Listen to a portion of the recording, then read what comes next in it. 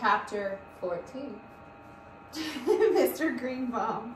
"Look here," said Mr. Popper at breakfast one morning. "It says here in the Morning Chronicle that Mr. Greenbaum, the owner of the Palace Theater, is in town. He's got a string of theaters all over the country, so I guess we had better go down and see him." That evening, it was Saturday, the 29th of January. The Popper family and their 12 trained penguins, 2 of them carrying flags in their beaks, left the house to find the Palace Theater. Oh boy. The penguins were now so well trained that Mr. Popper decided that it was not necessary to keep them on leashes. Indeed, they walked to the bus line very nicely in the following line of march: Mr. Popper, Greta, Captain Cook, Columbus, Victoria, Mrs. Popper, Nelson, Jenny, Magdalene, Adelina, Bill Popper, Janie Popper, Scott, Isabella, Ferdinand, and Louisa.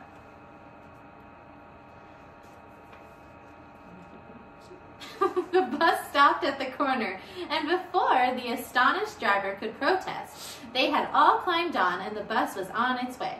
"Do I pay half fare for the birds, or do they go free?" asked Mr. Popper. "Janie goes half fare, but I'm 10, said Bill. "Hush," said Mrs. Popper, as she and the children found their seats. The penguins followed in an orderly fashion.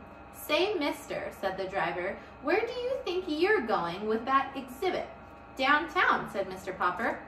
"Here, let's call it 50 cents, and let it go at that." "To tell the truth, I lost count when they went past me," said the driver. "It's a trained penguin act," exclaimed Mr. Popper. "Are they really birds?" asked the driver. "Oh, yes," said Mr. Popper. "I'm just taking them down to the palace to interview with Mr. Greenbaum, the big theater owner." "Well, if I hear any complaints, off they go at the next corner," said the driver. "Fair enough," said Mr. Popper, who wanted to ask for transfers in that case, but decided to let well enough alone. The penguins were behaving very well. They were sitting quietly, 2 in a seat, while the other passengers looked on.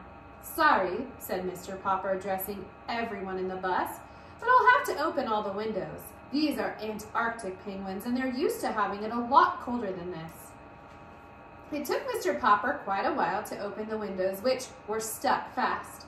When he had succeeded, there were plenty of remarks from the other passengers. Many of them began to complain to the driver, who told Mr. Popper to take his birds off the bus. He had to repeat this several times. Finally, he refused to take the bus any farther until Mr. Popper got off. By this time, however, the bus had got so far downtown that none of them minded having to get out into the street. Only a block ahead of them shone the lights of the Palace Theater. "Hello," said the theater manager as the Poppers and the penguins trooped past him. "Sure, Mr. Greenbaum's here in my office. You know, I've heard about these birds of yours, but I didn't really believe it. Mr. Greenbaum, meet the Popper penguins. I'll be leaving you. I've got to go backstage." The penguins, now standing politely in 2 rows of 6 each, looked curiously at Mr. Greenbaum. Their 24 white circled eyes were very solemn. "All you people crowding around the door, go back where you belong," said Mr. Greenbaum. "This is a private conference." Then he got up to shut the door. The Poppers sat down while Mr. Greenbaum walked up and down the double row of penguins, looking them over. "It looks like an act," he said. "Oh, it's an act, all right," said Mr. Popper. "It's Poppers Performing Penguins. First time on any stage. Direct from the South Pole." He and Mrs. Popper had thought up this name for the act. "Couldn't we call them the Popper's Pink-Toed Penguins?" asked Mr. Greenbaum. Mr. Popper thought for a moment. "No," he said, "I'm afraid we couldn't. That sounds too much like chorus girls or ballet dancers. And these birds are pretty serious. I don't think they'd like that." "All right," said Mr. Greenbaum. "Show me the act." "There's music to it," said Janie. "Mama plays the piano." "Is that true, Madame?" asked Mr. Greenbaum. "Yes, sir," answered Mrs. Popper.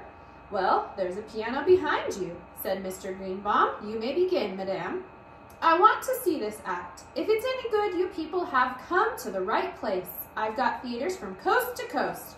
But first, let's see your penguins perform. Ready, Madame?" "We'd better move the furniture first," said Bill.